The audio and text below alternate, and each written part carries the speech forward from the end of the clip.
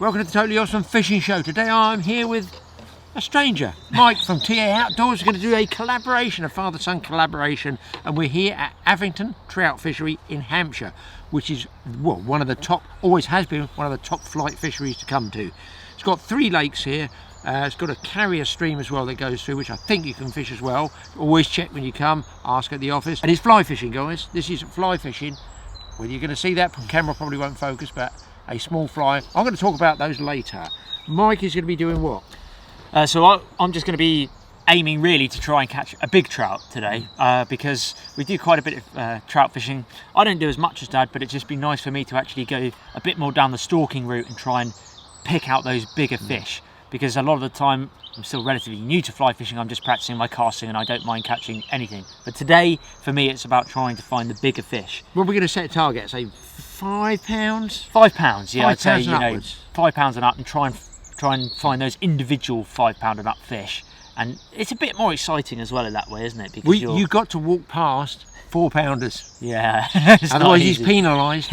So that's the challenge really, who could sort of catch really the biggest trout today.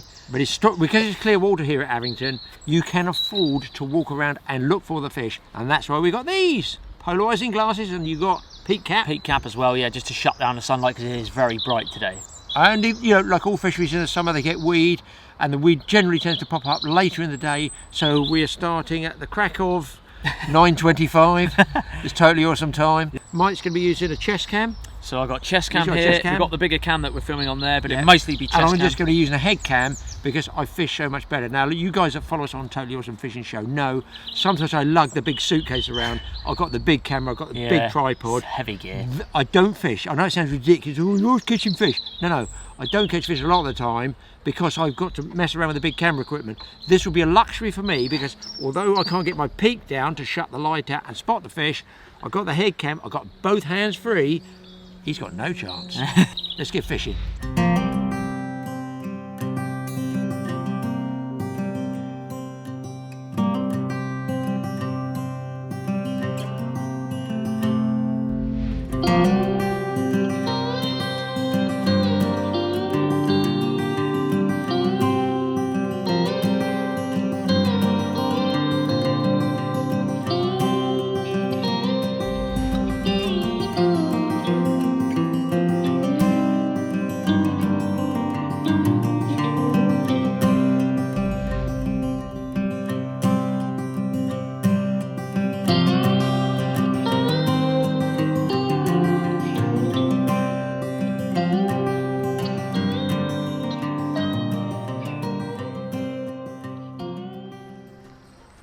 Here you can see the carrier stream down there.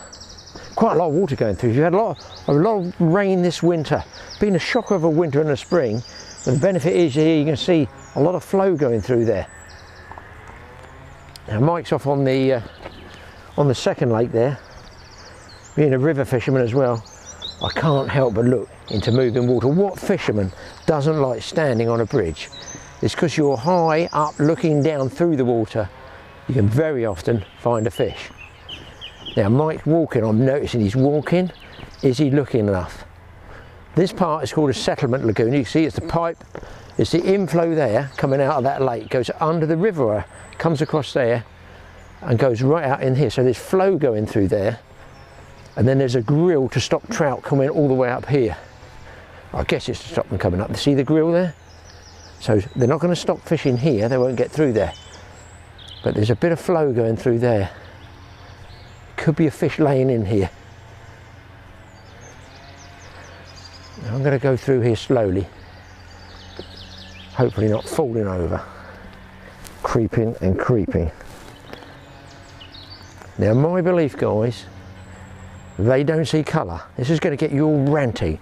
I'm saying they don't see colour, they see movement, and they certainly feel vibration. That's my experience. I could come here in a pink tutu and catch trout with an orange headdress. I don't think it matters, but if I'm moving too fast, a vibration and arm movement, they're going to be spooky, they're going to be gone. See the lake here, you can see the I'm going to call it willow blossom or something coming off the trees. That's going to make it tough later on for fishing. I am just scouring, it's going to be tough for seeing fish. Man, that scum is coming up on the surface. It's like an algal bloom that comes up, and as the sunlight hits it and the water heats up. Morning, morning sir. A lot of weed out there. I'm going to go dead still. Now listen, this is a bit like tarpon fishing. I've done quite a lot of tarpon fishing. They're a big giant fish of 100 pounds average. They could swim over that. Trout could definitely swim over that. That's probably 2 feet deep. It looks deceptive, right? They could swim in that water, but they don't because they're nervous naturally from predation from above, ospreys and stuff like that. So it's rare to find them over on that shallow water.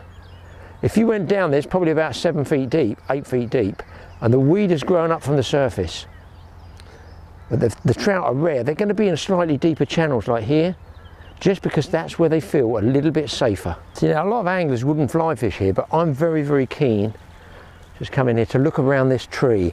It gives them shade, and I think that shade stops a lot of that weed growing out there. And it's quiet because other anglers would come along here and wouldn't bother the fish. So I'm always looking in places like this. Now you can catch fish at distance. You can catch fly fishing with a nice long cast. Looks very artistic, flowy, relaxing. But there's casting and there's catching. And there's a huge difference when it comes to stalking, trying to find a bigger fish. And you can see here the weed and scum starting to pop up. That is going to be a nightmare later in the afternoon. There's a trout down there. That's going to be about 3.5, 4 pounds by the look of it. But you can see these overhanging trees are drawing the fish. If I was just regular trout fishing, I'd have a go for that one, but we are trying to set ourselves a target here of a slightly bigger fish. It was so tempting to climb out on that.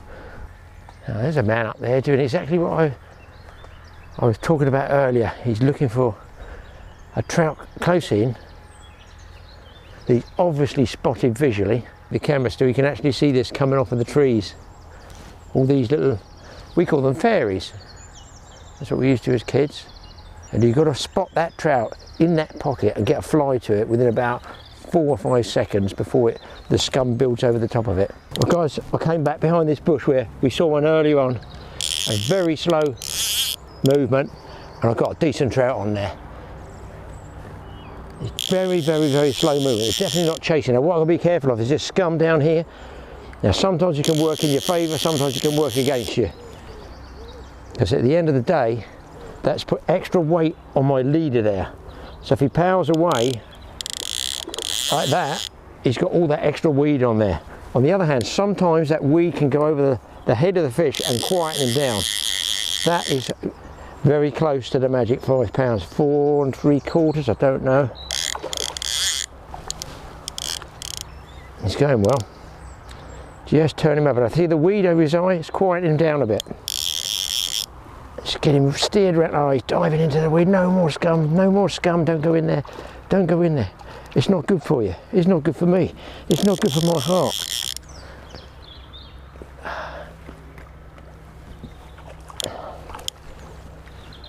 I'll walk him down into this sunlight area. Also got to watch he doesn't get sucked out down the outflow there. Come on, Barbie. Sort of wallowing around a bit. Come on, come on, come on. I'm clear of the weed. That's a nettable fish. Here he comes, people. Wish me luck. Get in.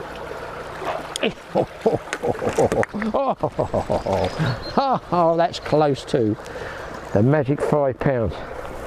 Beautiful looking fish. Just look at that rainbow. Flies in there. Fantastic fish. We got one for tea. Wackadoo. We're going to bang it on the head. And do you know, I'm going to go looking for another one. Here we go, guys. We're about that for a fish. That's a beauty. He's got to be on the 5, but like all fishermen, I'm greedy. Let's get this one whacked on the head quick. Get it in the cooler. And we're done. Well, who would have thought, guys, that that bush there just gives enough shade. And when we spotted the fish laying about there, Mike had to go for it, nothing. Obviously, he had to let the master come back. But listen, no, all it was, I knew that fish had been rested. A lot of anglers will walk straight past there because you can't cast. Look at all the trees up here. It's a nice, cool, undisturbed area, but it's a son of a gun to spot a fish in. However, I'm just going to walk along here slowly because this is a nice clear area. I think also the sunlight doesn't penetrate, right? So out here there's less weed growing because the sunlight can't get through. Of course you can just go regular trout fishing, cast away, you can catch your trout, but you've got no way of telling the size of trout taking your fly. It's this way where I'm just walking around, hopefully not falling in. I'm looking for fish here. It's nice to get one on a fly. We've had quite a few refusals. I think when I met Mike round the lake, he's had some as well, and they're just zooming up and just turning away from it. Oh jeez, there he is, just there. I'm going to be very still. I don't know if you're going to see that. I'm going to point to him with the rod. If you can follow my rod down, you might just be able to see it. Now another tip is, here's the hinge of the fish's mouth. When they open their mouth to take the fly, even if you don't see the fly, you'll see the snapping movement, and that reveals in here, no, not this sticking plaster, whereas we're doing TAOUTDOORS with Mike, I've got a huge splinter in my thumb, but that is the jaw, the white of the jaw. You'll see the white jawline. That white jawline can also tell you which way the head and the tail of the fish is. Now, it's in such shallow water, I feel it's going to spook, but it's worth a cast, I feel.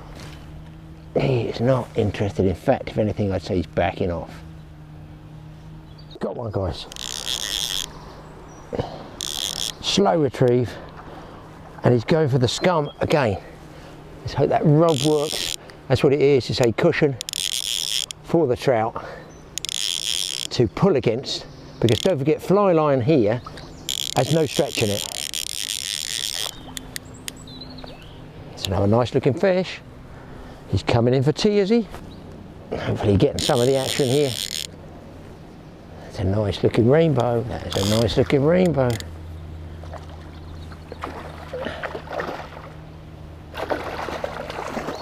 And he is kicking the surface to pieces. He's there, just nicked in the top and nicked in the net. There's the fly, guys. It's called a Pearly Daddy, just in the corner there. That's a beauty. I'm going to put that about 412. Fantastic colours in it. Just make sure you get those polarising glasses absolutely clean, because that battle, well, that last one, I've got water everywhere. That's better. And then, you won't see much through these, guys. These are prescription ones for my eyes, but you need the polarising glasses to cut down the glare and see the fish. The weeds come up from the bottom. You can see the scums build up on the top, make nice platforms there. And here is absolutely clear, but it's got that smokiness about it, so very, very difficult to spot the fish. And don't forget, you want to also spot the reaction to the fly, because sometimes you want to change flies and go very small later in the day if they're not chasing a big fly. In fact, I seem to remember fish being under here. I'm always a great one for trying to retain in my memory where I've seen fish move. And that bush over there, when we spotted the fish first time, they always generally, if they're slightly bigger, come back to the same spot. So you could have drifted just the other side and be laying the other side of that scum. Beautiful day, but heat and bright working against us. Guys, got one in the scum. Look what I'm fishing for. Right through this. Good chance. I might even lose this one, I don't know. He's right in the scum. And if he comes off, whatever, you can't help it, can you? He's going to get a lot of scum on him. Put weight on the leader. Not much you can do about it. Oh, I can hear it seesawing up and down the leader. Maybe he's going to kick his way out. Oh, side strain. Turn him over, turn him over. It's quite a smallish hook, this one. This fly's called a Firebird. Anybody wants to know, it's a small one. Yeah, actually he's making a nice job of clearing that scum away, but you see I'm dropping that through, vertical jigging. I stood up on that tussock there just so I could see down through it. He had 2 looks at it and then he took it. Oh man, he's close to 5, that one. He's close to 5. I'm gonna have to... Oh, he won't go in. He's in. Oh. Let's check this one out, people. That's got to be very close. very close to £5. And there, folks, is the Firebird, which is a fly of my own inventing. Slight variation, tied by a Mr. Musclesweight, I think it was. I'm going to put this one to bed. I'm going to use a priest, bang it on the head. Can't show you because YouTube demonetise everything. 2 bangs with that, job done. And I'll wipe this off. Wow, there's a bird, I thought it was a fish. There we go. It's well down his throat, look, just there. And the roof is mouth of that. There, if you're going to see that fly, it's just got this sort of tinsel flash stuff over the top of it. You can see that. And it just, you know, it flickers in the sunlight. And this bead head, this orange bead head, which is why I call it the Firebird, drops down. The original Firebird, I had a shot on and I pinched it flat, and that was much better. This is a small version because the big ones do take a bit of casting. These small ones are very, very good for scum fishing and almost what I call vertical fly fishing. Single fish that are statics. It's got a nice tail on in that one. That's going to eat well, that one too. So, what a day I'm having, folks. Try and get you a picture of this if I can get the microphone lead out the way. I think that one's very, very close to the magic £5, which was our target. Do you know what? I need to call it 412, 414. I'm going to be generous. And that one's going to go probably down Mike's bushcraft camp. I don't know how we're going to cook this one. We cooked trout on that Catch and Cook a Totally Awesome Outdoors, or TAOUTDOORS as Mike calls it now. Huge site, in case you guys don't know. Over, I think, 360,000 subscribers. And between our 2 channels, over 3 million views a month. That can't be bad, can it? Are we doing something wrong, I ask myself. Oh, look at this. Look at the fly on my glasses. That's what I should be using. So you have to ask yourself this, guys. You can see the fly hopefully going across my glasses there. It looks like a sedge. I can't see it. My eyes don't focus anyway. Never mind about this distance. But you have to think about that. Let's put this trout down. You see? It looks absolutely nothing like the original. But that's fishing. You've got to keep trying. Well, guys, no sooner have I got this one in the net here, I've got a competition. Over there, you'll see right on the horizon, Mike's battling with a rainbow. Oh my God. Is it going to be bigger than this one? It's definitely game on. Let's get round there. A lot of anglers catch fish, get a couple of fish, and they go and have their lunch. I don't. I've had lunch earlier, later, or not at all. Because that way, they quieten down and you can pick off the odd fish. That's what Mike's done down there. Oh, finally got a fish after about 3 hours. Oh, it's quite a nice one, you know. Finally got a fish. Caught him on the blind, couldn't see. Got a stick in the net. Oh, he's a nice fish. That is a nice fish. Oh, the fly is hanging there. Hanging there, yes. What a beauty. Well, Mike got that nice fish, and he's working around this tree area now in here behind me. Same thing, a couple of big fish over in there. But there's one down here. Mike can't get it to take, so I don't expect I'll have any more luck.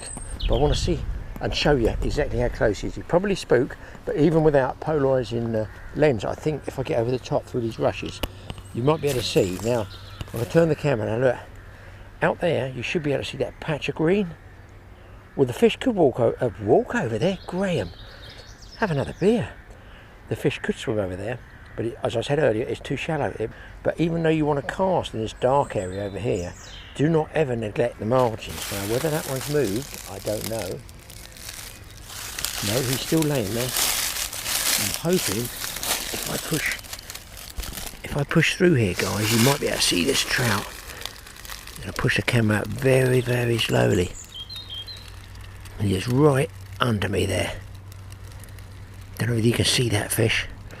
I don't know why I'm whispering. Oh, there's a nice perch back there. Perch right behind him. About 3/4 pound. He goes. Hopefully you saw the movement of the fish. And down there is a nice perch, half, 3/4 pound, something like that. And another one about a pound behind it. So what you normally do with the river is you start at the downstream end, which is here, the end of the beat, and you're walking upstream, because the fish will be pointing upstream, facing upstream, therefore they hopefully won't see you as you move up. You know, you're looking at their tail, as it were. And if you spot a fish, you can cast a nymph or a dry fly up towards it. At the moment under here there's quite a bit of, well, it's not a tinge of colour in the water, I'm not sure what it is, but you can't quite, I'm seeing fish, but they're seeing me first. They're shooting off, aren't they? It's like a cloudy colour. Just a cloudiness, but look at, there's a classic spot there if there's a big fish. I don't see anything moving. That tree, you can see the trees falling in the water and change the current totally. Yeah, it's definitely cloudy up.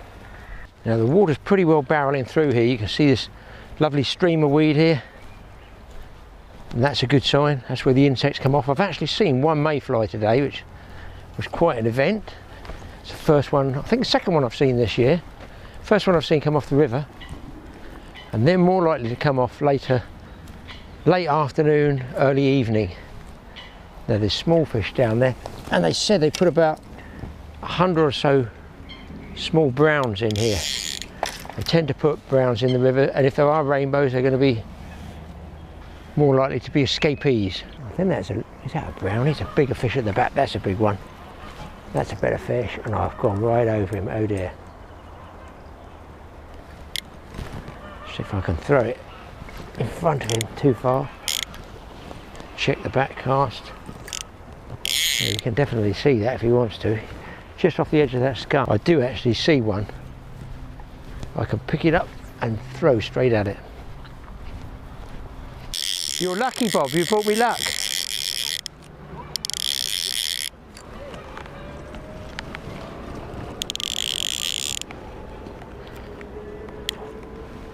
Wow, this is a good fish. Bob's gone off. Oh, he's come off, Bob. Well, there you go, guys. That was a fish about 8 pounds. I would say that was a good 8 pounds. He's just pulled off. Just pinged off, and there you go. Bob's gone all that way for nothing. It could only happen on a totally awesome fishing show. Am I pleased? No. Well, I lost that fish, but like the number 48 bus, there's another one along in a minute, and there is indeed one there. But my flying on has gone right over the scum. Well, there we go, guys. TA Fishing, TA Outdoors. Another awesome collab, Dad. Absolutely. Double fish like this, father and son duo, there's no stopping us. So, Great Days Fishing, we're back here in the Totally Awesome office. Just wanted to show you guys just 2 or 3 of the flies which might catch a trout. Now, one of the flies we were catching on in amongst that weed was called a firebird. Now, so that's a full-size firebird. Now, this one was tied by Sid Knight, and the original firebird was one I devised for what they call jiggling in amongst that scum, and it would have, because I used to tie my own flies, and the first firebird I tied would have lead wire over here, and it would have a head that you could squash flat, and that was way better than I believe these are tungsten bead heads which you have to use now. But you know, if you can get those crushed flat, good luck. I can't crush them flat. When they are flat, they fish better. So that's the large, super large size, really. It's just a size 8 hook there, wide gape, very long tail. I would personally clip that back a little bit, but that flutters and sparkles when you jiggle it up and down. Now, Andrew Musselwhite of Musselwhite Flies has tied me up some mini firebirds there. Now, that's what we were catching on in amongst the scum. Now, you can see the difference in the size there. Huge difference. But you don't necessarily think a bigger fly is better. Sometimes, to be honest, a smaller fly is better. And that I have since caught on other fisheries as well, and I really like that small size. Very strong hook. Okay, so that's that. There's another pattern that we caught on. I'm going to keep my finger there so we know, and that's called the old pearly daddy fly. It's supposed to be an imitation of a daddy longlegs, really, but of course daddy longlegs don't have a gold bead head to them. But that gives you the weight to get down. What I do think this has, these fibres here give you a good pulsating movement. That attracts a trout, and just in there is what I call a target. See that lime green? I think when the trout comes up behind, it's got what I call it a target sight, and that can turn them on as well. So 2 flies there. That's the other fly that I was catching with Mike. Those 2 flies together, let's put these down so you can see them. Those were the 2 flies that gave us a success on that day. However, here's a little tip. This is just to finish off this film, give you a few tips. Another good one, I'm going to put it there, is called the white chomper. Very, very visual. That's a good one for clear water, slow retrieves, quite big fish. And another one, I'm going to put this right next to it. You can see these are quite small flies. This is Andrew's tying these ones, so they're all the same pattern as, you know, everybody can tie their own version. And of course, fly tying, you can make up your own patterns as you want. This is called a waif, W-A-E-F. It means when all else fails. Very good later in the day. Look, you can catch early in the day, obviously, but later in the day when things get tough, these can work. They sink very fast. You can get down in the trout zone. You can fish them slow. You can fish them fast. So when all else fails, white chomper. Now, here's Andrew's letter. I'm just going to put down what he's mentioned. I'm going to put that one there for you. This one, it's got a head to it. This is called ribbon in the middle there, and it's got, I guess, some marabou there, which gives it some movement. Now, what he's saying here is basically he uses these type of flies, which aren't big flies. This is like a hare's ear, that one, I think. And what he says he got here, some of the patterns he sent me are stalking damsel nymphs of my own design.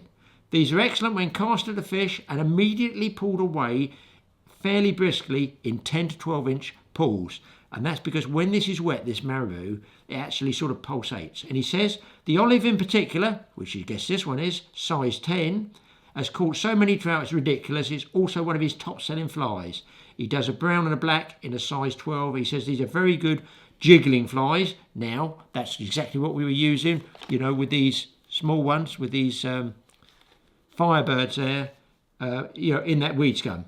So that's just a suggestion for you. Also, he's got here gold-ribbed hare's ear, 12 and 14, not big hooks, excellent for stalking or a slow retrieve.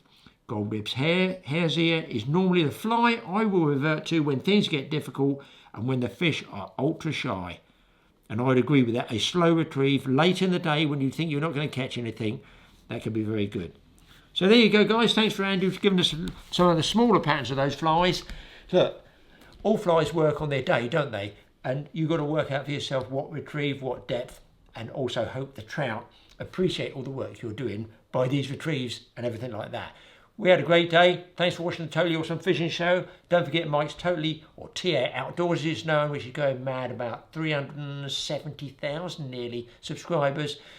Give us some more subscribers, guys. He's kicking my butt big time. I think we're pushing 160,000. So between the two of us, father and son, over, what's that, 500,000 subscribers? It can't all be bad. Hope you watched the film right the way through, because if you didn't, you've missed out learning about the flies. We'll see you again on the next film.